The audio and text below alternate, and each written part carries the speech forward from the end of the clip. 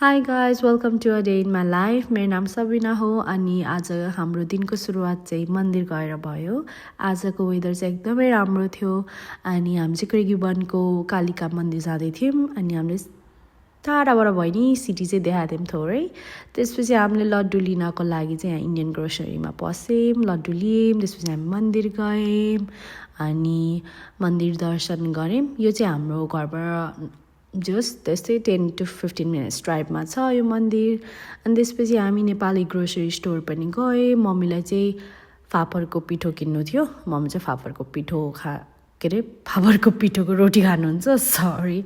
अनि त्यसपछि बाटोमा हामीले पेट्रोल पनि फिलअप गऱ्यौँ, घर आयौँ। घरमा हेरेको त टमाटर फलिरहेको रहेछ गाइस, एउटा मात्रै टमाटरको बुट्टा छ, त्यसमा पनि कति धेरै टमाटर फलेको छ, ये। त्यसपछि म लागेँ कामतिर। अनि गाइस काममा पुग्नसाथ मलाई म्यानेजरले यो कमेन्ट देखायो, मेरो चाहिँ हिजोको कस्टमरले मेरो लागि एउटा कमेन्ट छोडेको रहेछ, that really made my day guys. अनि त्यसपछि आज चाहिँ क्रिकेट म्याच रहेछ नेपालको अनि यहाँ चाहिँ सेफहरूले आफ्नो काम सकेर मस्त टिभीमा क्रिकेट म्याच हेर्दै हुनुहुन्छ। अनि मैले पनि काम सकाएँ, घर गएँ।